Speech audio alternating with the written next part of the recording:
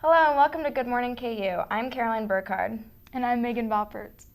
So, how was your weekend? It was good. I mean, I worked a lot.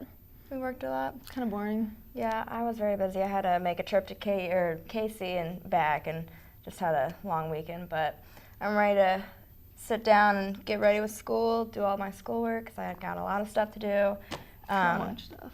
Oh my gosh, yeah. I feel like everyone's having just a stress-filled week this week because I know I am. Yeah, everyone's counting down to spring break. Oh, I've got it on my wall. It's like me 18 too. days. But something to look forward to today is we have a journalism workshop for all those journalism majors out there. Are you going to be going to that? I'm not, but I know that my Journalism 300 teacher is going. Oh yeah, probably. And then we also have a Celebrate You body image workshop tonight as well. But the journalism workshop is, I think, today and tomorrow. So if you can't make it today, make sure to make it out tomorrow because it'll help a lot. But the Celebrate You body image workshop sounds really interesting because you just learned about being confident and whatnot. Yeah, I think my sorority is gonna do something with that. Oh, that's fun. Nice. I'm going there to cover a story and see what happens, and I'm actually genuinely interested in it because I'm all about being confident and making sure everyone feels good in their body, and it's It's definitely important. Yeah. And then a couple days later we have what is it called?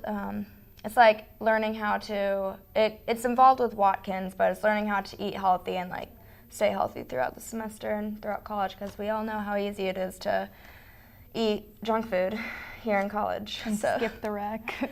Oh yeah. Not a good idea. Freshman year I had a hard time with that, so I definitely discovered the rec towards like the end of first semester freshman year, but go to the rec almost every night. So I was there last night. Nice, I was there too. I'm surprised I didn't see you. Yeah, same. Did I see you? I don't remember. I didn't see you. Who knows? I was in the zone. Who knows? Yeah, same. But another thing on the news is Uber driver. What happened with that? Yeah, I heard about that. I don't know, apparently some Uber driver shot 6 people. Oh my gosh. So be careful. Seriously, I've taken Uber so much, and knowing what happened with that, I don't really trust Uber anymore. Yeah, I think it was in Michigan, but as long as it stays away from Kansas, that's all that matters to me. I mean, I'm going to take extra awareness of taking Uber now, but they say that he get past a background check and yeah, they have to take a lot of they have to get their whole background checked and their driving records checked, and it's ridiculous. he passed, I guess, and well, that makes me nervous for the next Uber driver I take. Yeah, one time I had to take Uber from I don't know, the bars to my sorority. It was $14. It was ridiculous. Yeah. And we have Safe Ride. Yeah, it's crazy. I've taken Safe Ride, so Safe Ride's good. Yeah, that's good. Doesn't really cost anything. Yeah. I don't believe. No, I mean we pay for it, when we with everything. Yeah. Yeah, got it. Well, if you're interested in the journalism workshop, stay tuned to hear from Steve Rottinghaus, who came yesterday to talk about it. So stay tuned. Hello everyone, welcome back. Today we are with a very special guest, the J School's Career and Outreach Coordinator, Steve Rottinghaus. Steve, how are you? I'm doing great, thanks for having me. Yeah, so we are having the career fair this Wednesday, right? Actually, it's going to be a week from Wednesday, March 2nd, at the Kansas Union, cool. The 6th level. Awesome. But for the J School, we have 2 workshops, one today and one tomorrow, right? Right, today and tomorrow, 1 to 2 at the Clarkson Gallery at Stauffer Flint. And it's kind of set up just to get students familiar with what a career fair is all about.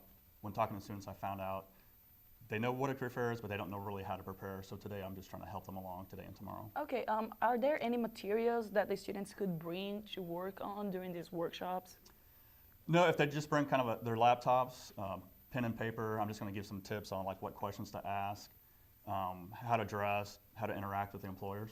What is the most common question students have when they come to this kind of event? I think the main question is they want to know, is there an internship available? Is there a job opportunity? And they just kind of want to know how to get to that point where they can be a part of that organization. Okay, that's interesting. Is grad school can also be incorporated in this workshop, or this is more directed at internships?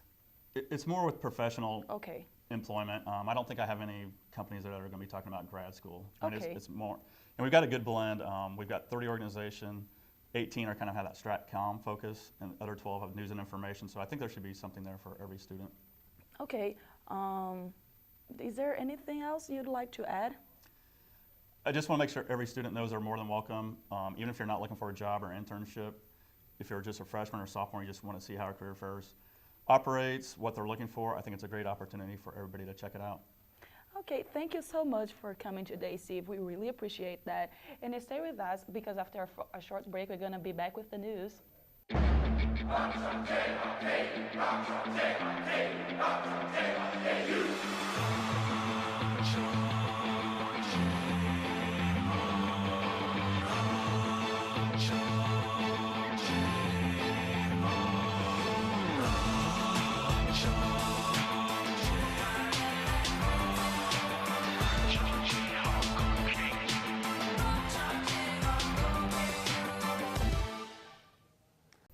Hello, and we're back with Katie and Rachel, who are actually new to our show today and the rest of the semester. And I believe they went abroad. Yes. Tell us about that. Where'd you guys go? Well, I studied abroad last summer. I did the journalism school internship abroad program in Dublin, Ireland. And I went abroad last semester to Rome, Italy. I just did my own program. It wasn't a KU or journalism program or anything. That's so cool. I want to go abroad so bad. So, what was your guys' favorite part about the trips? I loved just having the opportunity to, on the weekends, travel around Europe a little bit, because once you're over there, you can kind of travel anywhere for pretty cheap, and it's just so different than being in America, and just doing new things and meeting really interesting people and coming back with a lot more experience than you left with was really cool. Yeah, I love just seeing all the new cultures and everything. 'Cause every single week, not every single weekend, but the weekends that I traveled, it was somewhere completely new and different. And I love just meeting the people and eating the food. Everything was just amazing. So it was really cool to just see and experience all of that. Yeah. So you mentioned food. How's the food here and then over? The food in Ireland's not that great. It's not known for its food at all. There's just a lot of fish and chips and fried things. It's not that great, but Italian food's Yeah, a different Italian. story. I did not I loved the food there. Most people come back hating pasta, and I miss it. And all the pasta I've had since I've been back has been absolutely terrible. So Really? yeah, Interesting. And the gelato. Oh my gosh, I think I had gelato every single day. Yeah, I sometimes hear twice a day. a lot of people come back saying that they just are in love with gelato now. Yeah, nothing's the same here. It's really It's sad. funny because the thing you miss most in Europe is free water, because at restaurants, water is not free, and you no serious? ice. and you're not. I missed ice. Yeah, you're not exactly rich when you're a college student studying abroad. So paying for water at dinner was Yeah. really Actually, I think That's I was ridiculous. in Ireland, and I got at the very end of my program, and I got a free glass of ice water. It was the best thing I ever got. wow, that never happened. It's the little things, right? It's the little things, yes. So, how long was the flight there and back, I guess? For me, it was 6.5 hours. So it wasn't bad. Okay. And you get to watch movies. Yeah. Nice. Pretty cool. Mine back was, I think, 9 hours, and I was awake the whole time, so that was not fun. goodness. But See, I want to go abroad to, not Spain, I mean, that would be great, to England. oh yeah, 'Cause you should. I'm obsessed with England. I don't know. I was on Good Morning KU last semester, and I would always kind of bring it up sometimes. So some of you out there might know about that about me already. But I'm obsessed with England and the royal family. So oh yeah. my goal, the my dream would be to go to England someday. Well, the journalism school has an internship abroad program in London that you yeah, should look I've into. seen that. I want to go over summer, so because I would like to have my senior year here and then go over summer. The Summer before. yes, thank you. I couldn't word it Well, right. I'm telling you, the application process is so simple. They make it so easy. People in the study abroad office are so helpful. Yeah, you just go in there and yeah. they set you up with everything. It is not hard to apply at all. It's very self-explanatory, very easy. So you should That's good to know. get Good to on know it. for all you folks out there who want to do the same. Yes. Well, thank Definitely. you. We look forward to having you on our show. But stay tuned for the news next. Where you go to college makes a statement about you. This place will become a part of you, your identity for life.